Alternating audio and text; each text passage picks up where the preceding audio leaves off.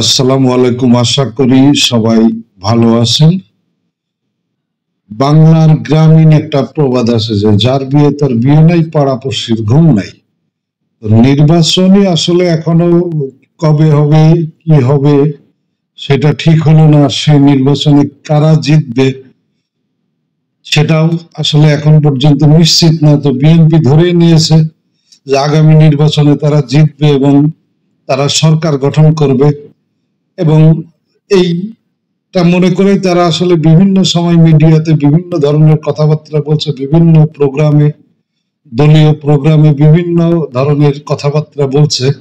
BNP চেয়ারপারসনের উপদেষ্টা barrister Mahbubuddin Khokon বলেছেন তারেক রহমান যাতে এদেশের প্রধানমন্ত্রী না হতে পারে সেজন্য ষড়যন্ত্র চলছে।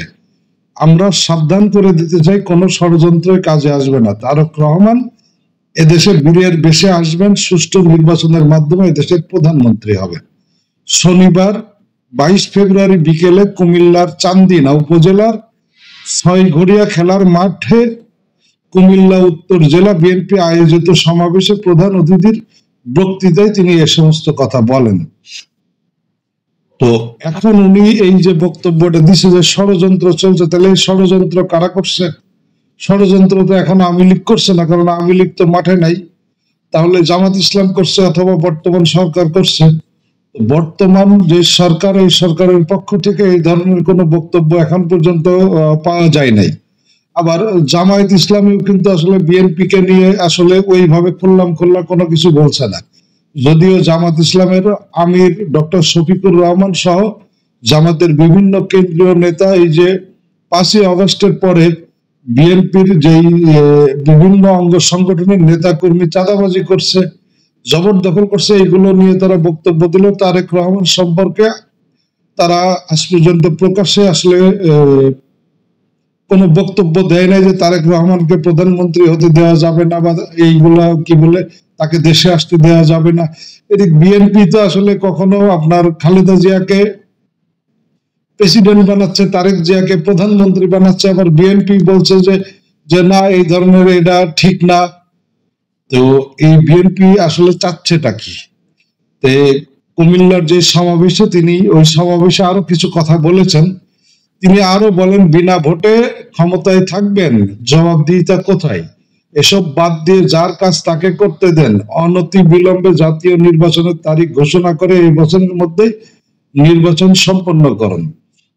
সংস্কার কমিটিতে থাকা ব্যক্তিদের উদ্দেশ্য করে বিএনপি চেয়ারপারসনের উপদেষ্টা আরো বলেন, সংস্কার কমিটিতে যারা আছেন আপনারা গাড়িতে চেপে যথেষ্ট আরামাইশে আছেন, আর সংস্কার লাগবে না, অনেক হয়েছে। তবে তারেক রহমানের 31 দফা সংস্কারে মনোযোগ দিলে সব সমস্যার সমাধান ও সংস্কার সম্পন্ন হবে।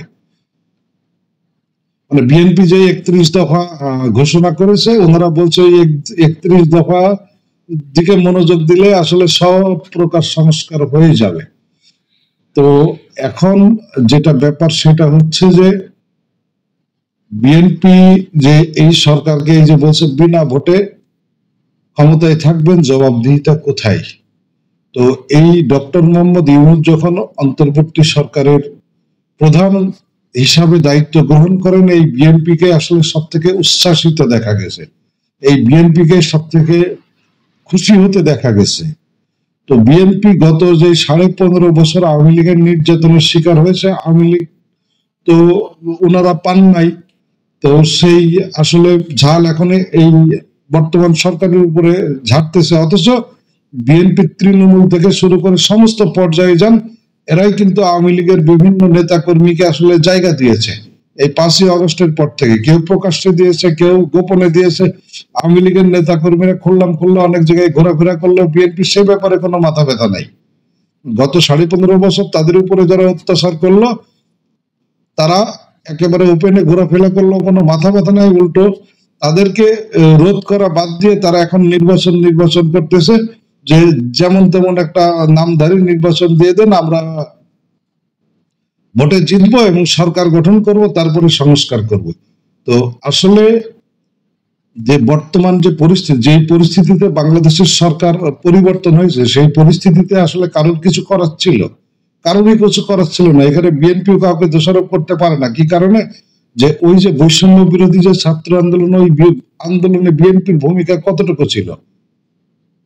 বিএনপি যে এখন সমস্ত ক্রেডিট ওই আন্দোলনে নেওয়ার চিন্তা ভাবনা করছে বা দাবি করে কেউ কেউ, বিএনপির অনেক নেতা কর্মী, তো এই আন্দোলনে বিএনপির আসলে অবদান কতটুকু সেটাও কিন্তু একটা দেখার ব্যাপার।